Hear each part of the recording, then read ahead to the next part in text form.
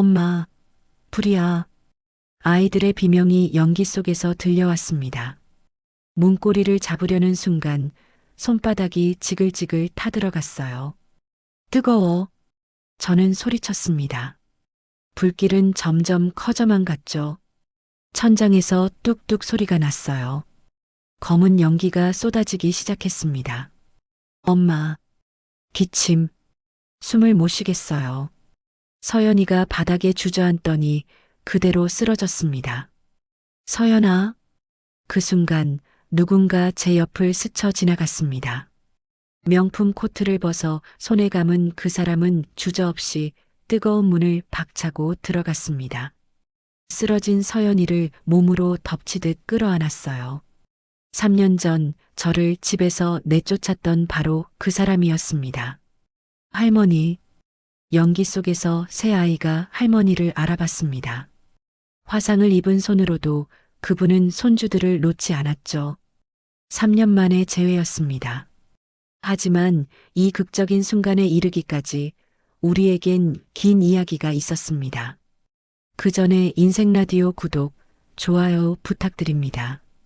본격적인 이야기 지금부터 시작합니다. 따르릉. 아침 알람이 울렸습니다. 저 박민지는 침대에서 일어나 커튼을 걷었죠. 넓은 정원이 내려다 보이는 2층 창문이었습니다. 엄마, 복도에서 새쌍둥이의 목소리가 들려왔습니다. 6살 서준이, 서윤이, 서연이가 방문을 박차고 들어왔어요. 엄마, 오늘 아빠랑 놀이공원 가기로 했잖아. 기억하지? 서준이가 제 손을 잡으며 말했습니다. 그럼 아빠 오시면 같이 가자. 저는 아이의 머리를 쓰다듬으며 웃었어요. 새쌍둥이를 키우는 건 쉽지 않았지만 남편 준혁 씨가 있어서 버틸 수 있었습니다.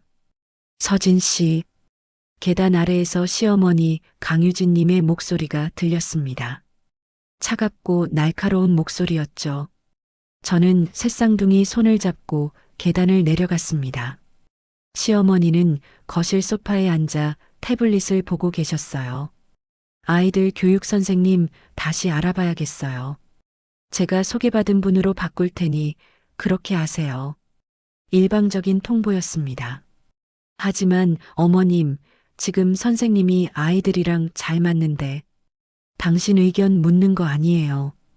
통보하는 거예요. 시어머니가 차갑게 끊어 말했습니다. 그리고 오늘 오후 일정도 취소하세요. 우리 집 며느리가 밖에서 개인적인 약속 잡는 건 보기 좋지 않아요. 친구 만나는 것도 안 되나요? 필요 없어요. 당신은 이 집 며느리면 충분해요. 네, 어머님. 알겠습니다. 저는 고개를 숙였습니다. 7년이 지났지만 시어머니의 태도는 변하지 않았어요. 할머니, 배고파요. 서연이가 시어머니에게 다가가며 말했습니다. 시어머니의 얼굴이 잠깐 부드러워졌어요. 그래, 우리 서연이. 할머니가 맛있는 거 시켜줄게. 손주들만큼은 사랑하시는 게 보였죠.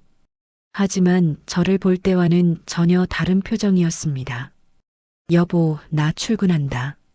남편 준혁 씨가 계단을 내려왔습니다. 오늘 일찍 들어올게.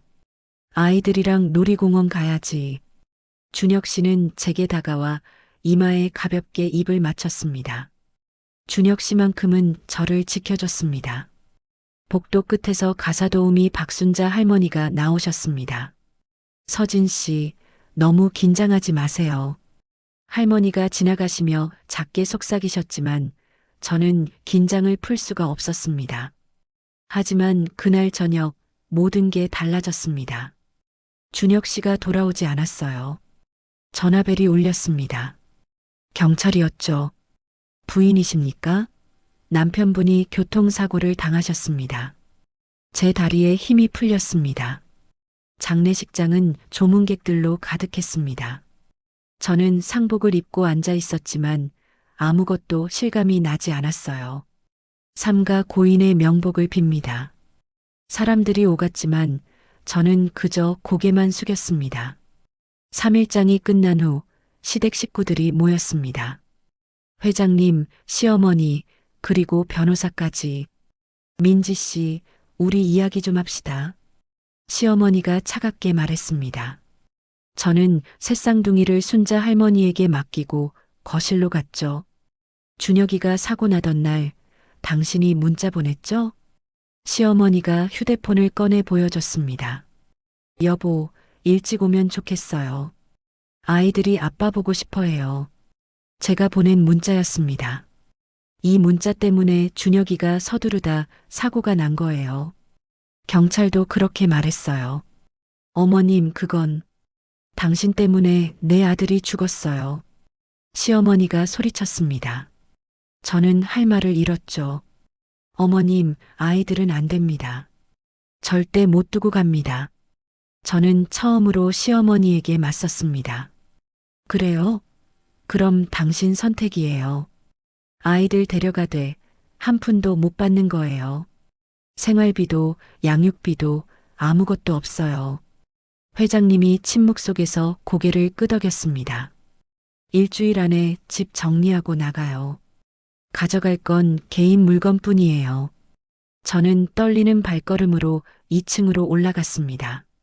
엄마, 우리 언제 아빠 보러 가? 서준이의 순진한 질문에 저는 눈물을 참았습니다. 얘들아, 우리 잠깐 다른 곳에서 살아야 할 것 같아. 일주일 동안 저는 짐을 쌌습니다. 친정에 전화를 걸었습니다. 엄마, 나야. 민지야. 민지야, 무슨 일이니? 엄마, 나 지금 집에서 나와야 해. 애들 셋 데리고 잠깐만 있다 갈 수 있을까? 전화 너머로 한숨 소리가 들렸습니다. 민지야, 미안하다. 엄마도 지금 아파트 월세 밀려서 빚도 많고 너희 넷이 들어올 공간이 없어. 전화가 끊겼습니다. 저는 그 자리에 주저앉아 울었어요. 통장을 확인했습니다. 잔고는 고작 50만 원이었어요. 부동산을 찾아다녔습니다. 보증금 500만 원에 월세 30만 원이요? 그것도 없어요? 여기 반지하인데 보증금 500에 월세 25만 원. 근데 상태가 좀 괜찮습니다. 보러 갈게요. 반지하 단칸방이었습니다. 엄마, 여기서 살아? 서연이가 눈물을 글썽이며 물었습니다. 응. 잠깐만.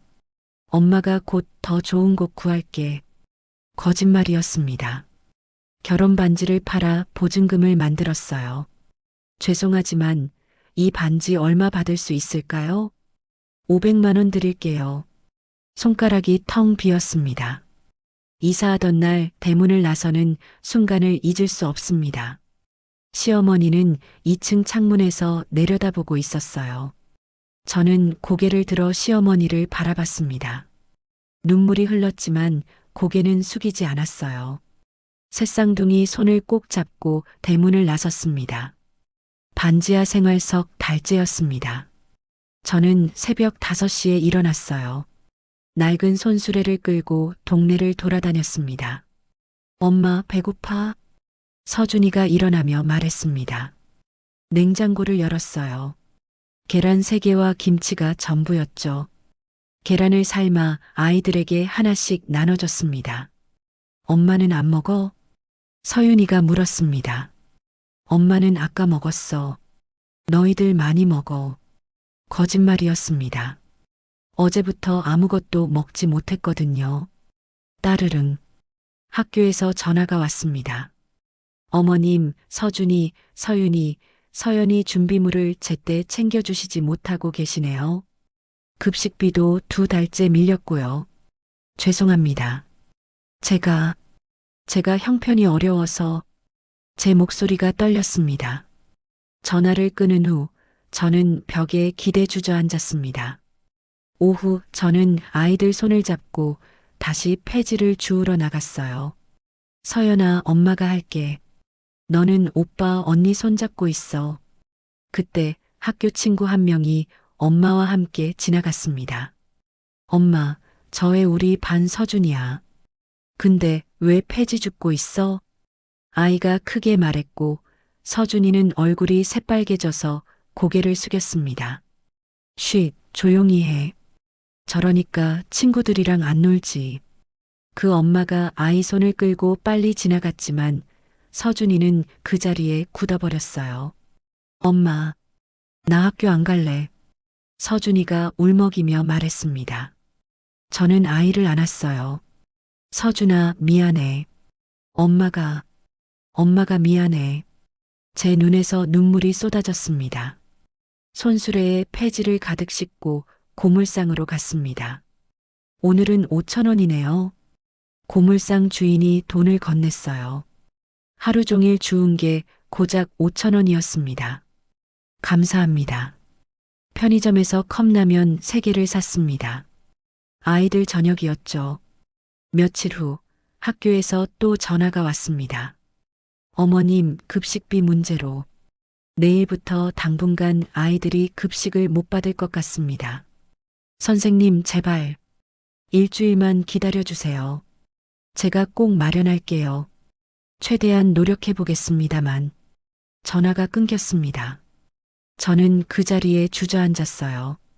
엄마 때문에 애들이 다음 날도 그 다음 날도 똑같았습니다. 손은 거칠어졌고 등은 굽었습니다. 어느 날 유리창에 비친 제 모습을 봤습니다. 이게 나야? 믿을 수 없었습니다. 하지만 멈출 수 없었습니다. 아이들이 있었으니까요. 그렇게 석 달이 흘렀고 운명의 그날이 왔습니다. 그날도 저는 손수레를 끌고 골목을 돌아다녔습니다. 뒤에서 고급 승용차 한 대가 천천히 지나갔어요. 저는 별 생각 없이 폐지를 줍고 있었죠. 차가 제 옆에서 멈췄습니다. 뒷좌석 창문이 천천히 내려갔어요. 저는 고개를 들었습니다. 그리고 그 안에 앉은 사람을 봤죠. 심장이 멎는 것 같았습니다. 시어머니 강유진이었습니다. 시간이 멈춘 것 같았습니다. 유진의 눈이 커졌어요.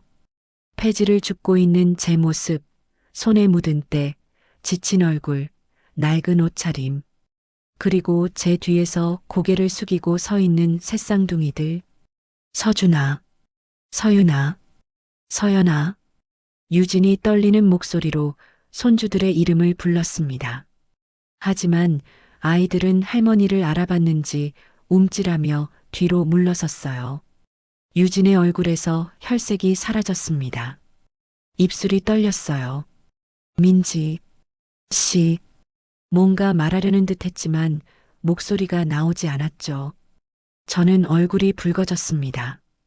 부끄러움과 억울함이 한꺼번에 밀려왔어요. 고개를 돌리고 싶었지만 그럴 수도 없었습니다.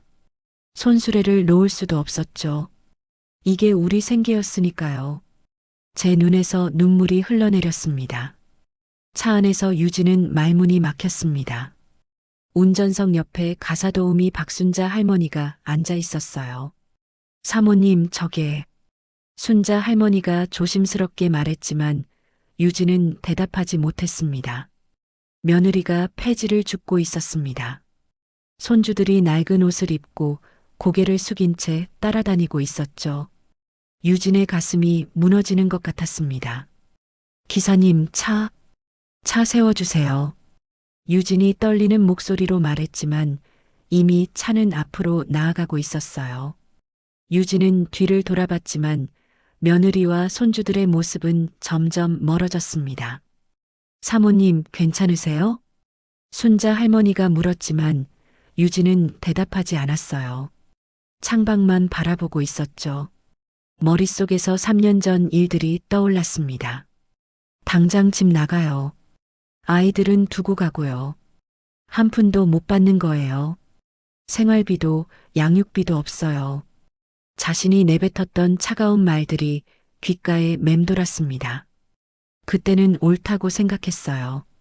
하지만 지금 폐지를 줍는 며느리와 손주들을 보니 뭔가 잘못됐다는 생각이 들었습니다. 집으로 돌아온 유진은 서재에 혼자 앉아 있었습니다. 내가 잘못 생각한 건가? 유진은 혼잣말을 했지만 곧 고개를 저었습니다. 하지만 마음 한구석의 죄책감은 쉽게 사라지지 않았습니다. 그날 밤 유진은 잠을 이루지 못했죠. 한밤중이었습니다. 유진은 이불을 걷어차며 일어나 거실로 나왔어요. 순자 할머니가 소파에 앉아 기다리고 있었습니다. 할머니, 아직 안 주무셨어요? 사모님 앉으세요. 할 말이 있어요. 순자의 목소리는 평소와 달랐습니다. 진지하고 무거웠죠. 사모님, 3년 전 그 사고 말이에요. 진실을 아셔야 할 것 같아서요. 순자 할머니의 말에 유진의 얼굴이 창백해졌습니다. 순자 할머니는 가방에서 두꺼운 봉투를 꺼냈습니다. 이게 뭐예요? 사고 당시 CCTV 영상이에요. 제가 3년 전에 직접 경찰서 가서 받아온 거예요. 유진의 얼굴이 더욱 창백해졌습니다. 할머니가 왜 이런 걸? 사모님이 며느리분을 너무 급하게 내쫓으시길래요. 뭔가 이상하다 싶었어요. 그래서 제가 직접 확인해 봤죠. 순자는 봉투에서 USB와 서류들을 꺼냈습니다. 경찰 조사 기록도 있어요. 목격자 진술서, 블랙박스 분석 결과, 트럭 기사 졸음운전 증거. 다 여기 있어요. 그럼 할머니는 3년 동안 알고 계셨단 말이에요? 유진의 목소리가 떨렸습니다. 순자 할머니는 고개를 끄덕였죠. 네, 알고 있었어요. 며느리분이 억울하게 쫓겨났다는 것도요. 그럼 왜 진작 말씀 안 하셨어요? 유진이 소리쳤지만 순자는 차분했습니다. 말씀드렸어요. 여러 번. 하지만 사모님은 들으려 하지 않으셨죠. 분노에 눈이 멀어 계셨으니까요. 유진은 할 말이 없었습니다. 저는 기다렸어요. 사모님이 스스로 깨닫기를. 그런데 오늘 사모님이 며느리분을 보셨잖아요. 폐지 줍는 모습을요. 순자는 리모컨으로 거실 TV를 켰습니다. USB를 연결하자 화면에 영상이 재생됐죠. 준혁의 차가 천천히 신호를 지나고 있었습니다. 그때 옆 차선에서 대형 트럭이 신호를 무시하고 돌진했습니다. 준혁은 급브레이크를 밟았지만 피할 수 없었어요. 아니야. 이건 유진은 화면을 보며 눈물을 흘렸습니다. 며느리분 잘못이 아니에요. 트럭 기사가 졸음운전으로 신호를 무시한 거예요. 순자는 서류를 펼쳤습니다. 여보, 일찍 오면 좋겠어요. 아이들이 아빠 보고 싶어 해요. 휴대폰 기록이었습니다. 그게 전부였죠. 유진은 바닥에 주저앉았습니다. 내가 뭘 한 거야? 사모님, 며느리분은 3년 동안 억울하게 살았어요. 이제라도 바로잡으세요. 유진은 울기만 했습니다. 순자 할머니는 조용히 자리를 떠났죠. 다음 날 아침 유진은 눈이 퉁퉁 부은 채 회장을 불렀습니다. 변호사도 함께 자리했어요. 이거 보세요. 순자 할머니가 모아둔 증거예요.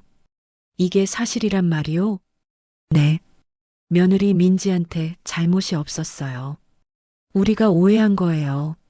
CCTV 영상, 목격자 진술, 블랙박스 분석 결과 모두 명확합니다. 부인께 과실이 없습니다. 변호사가 말했습니다. 그럼 법적 절차를 다시 시작해야겠군요. 상속권, 양육비, 재산 분할. 모든 게 원점으로 돌아갑니다. 아니, 원점이 아니에요. 우리가 쫓아낸 사람이 아들의 정당한 배우자였어요. 우리가 의지해야 할 사람이었단 거죠. 회장이 한숨을 쉬었습니다. 당장 민지 찾아요. 손주들도 데려와야 해요. 유진은 혼자 서재로 돌아왔습니다. 녹음기를 꺼내 3년 전 자신의 목소리를 재생했어요. 당장 집 나가요. 내가 내 아들 죽게 만들었어. 자신의 차가운 목소리가 방 안에 울려 퍼졌습니다. 유진은 눈물을 흘렸습니다. 저는 그날도 폐지를 주우러 나갔습니다.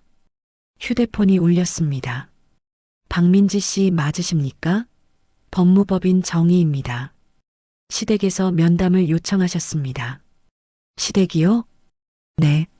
남편분 사고 건으로 새로운 증거가 나왔습니다. 전화가 끊긴 후 저는 그 자리에 멈춰 섰습니다. 준혁 씨, 이제 진실이 밝혀지는 거예요? 눈물이 흘러내렸습니다. 며칠 후 유진은 변호사와 함께 저희 반지하를 찾아왔습니다. 고급 승용차가 좁은 골목에 멈춰 섰고 유진이 차에서 내렸죠. 저는 문 앞에서 유진을 맞았습니다. 들어가도 되겠니? 유진이 조심스럽게 물었지만 저는 문을 막아섰습니다. 무슨 일로 오셨어요? 민지야, 할 말이 있어서. 3년 만에 할 말이요?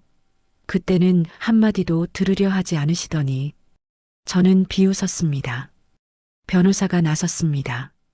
부인 사고 재조사 결과 부인께는 아무 과실이 없는 것으로 확인됐습니다. 사과요? 3년 만에 사과로 끝나는 거예요? 제 목소리가 떨렸습니다. 제가 3년 동안 어떻게 살았는지 아세요? 폐지 주우면서 아이들 밥 굶기면서 살았어요. 어머님이 저를 내쫓을 때 뭐라고 하셨는지 기억하세요? 내가 내 아들 죽게 만들었다고 하셨죠. 민지야, 미안해. 정말 미안해. 미안하다고요? 그 말로 3년이 돌아와요? 서준이가 친구들한테 놀림받은 게 없어져요? 변호사가 또 다른 서류를 꺼냈습니다. 부인께서 결혼 전에 아동복지센터에서 상담사로 일하셨더군요. 3년간 학대받는 아이들을 돕는 일을 하셨고요. 유진이 고개를 들어 저를 바라봤습니다. 민지야, 넌 그런 일을 하던 사람이었어? 네. 결혼하면서 그만뒀어요. 어머님께서 며느리가 일한다는 게 체면이 안 선다고 하셔서 유진의 눈에서 눈물이 쏟아졌습니다. 부인, 법적으로 말씀드리면 부인은 고인의 정당한 배우자이자 세 자녀의 법적 보호자입니다. 상속권, 양육권, 재산 분할권 모두 부인께 있습니다. 변호사가 말했습니다. 그 순간 유진이 제 앞에 무릎을 꿇었습니다. 민지야, 용서해줘. 제발. 우리가 의지해야 할 사람이었어. 유진은 떨리는 손으로 주머니에서 녹음기를 꺼냈습니다. 당장 집 나가요. 내가 내 아들 죽게 만들었어. 녹음기에서 3년 전 유진의 목소리가 흘러나왔습니다. 유진은 고개를 숙인 채 울었습니다. 내가 이렇게 말했어. 미안해. 정말 미안해. 저는 유진을 바라봤습니다. 3년간의 고통이 떠올랐지만 동시에 그분의 눈물도 보였습니다. 어머님, 일어나세요. 저는 유진의 손을 잡았습니다. 일주일 후 저는 새쌍둥이 손을 잡고 재벌가 대문 앞에 섰습니다. 엄마, 여기가 우리 집이었어? 서준이가 물었습니다. 응. 그리고 이제 다시 우리 집이야. 유진이 현관에서 기다리고 있었습니다. 어서 와요. 집에 온 걸 환영해요. 현관으로 들어서자 회장님이 먼저 다가왔습니다. 민지 씨, 그동안 고생 많았어요. 우리 집안이 크게 잘못했어요. 순자 할머니가 복도 끝에서 나오셨어요. 민지 씨, 잘 돌아왔어요. 할머니, 감사합니다. 진실을 밝혀주셔서 저는 예전 제 방으로 올라갔어요. 3년 전 그대로였죠. 많이 힘들었죠? 유진이 문을 두드리고 들어왔습니다. 네, 힘들었어요. 민지 씨, 나 하나 약속할게요. 이제 당신을 평범한 집안 출신이라고 무시하지 않을게요. 어머님도 힘드셨을 거예요. 아들을 잃으신 거니까요. 그래도 내가 당신한테 한 짓은 용서받을 수 없어요. 평생 사죄하며 살게요. 이제 시작이에요, 어머님. 우리 다시 가족 되는 거요. 석 달이 흘렀습니다. 어느 날 저는 예전 살던 반지하 동네를 다시 찾았습니다. 골목길을 걷다가 계단 앞에 앉아 있는 남매를 봤습니다. 집으로 돌아온 저는 유진을 찾았습니다. 어머님, 말씀드릴 게 있어요. 그래요, 무슨 일이에요? 어머님, 저처럼 힘든 사람들을 돕고 싶어요. 제가 겪었던 고통을 다른 사람들은 겪지 않았으면 좋겠어요. 좋은 생각이에요. 나도 함께 할게요. 일주일 후, 저와 유진은 자선재단을 설립했어요. 이름은 준혁희망재단이었죠. 어느 날 서준이가 학교에서 돌아왔습니다. 엄마, 서준이가 환하게 웃으며 달려왔어요. 엄마, 오늘 선생님이 우리 가족 이야기 하래서 말했어. 우리 엄마가 힘든 사람들 도와준다고. 그랬더니 친구들이 우리 엄마 멋있대. 저는 서준이를 안았습니다. 눈물이 흘렀어요. 그날 밤 저는 서준이를 재우고 방으로 들어갔습니다. 엄마, 서준이가 잠자리에서 일어나 제게 다가왔어요. 엄마, 이제 안 무서워요. 엄마가 웃으니까. 저는 서준이를 안았습니다. 그래, 이제 안 무서워도 돼. 엄마가 지켜줄게.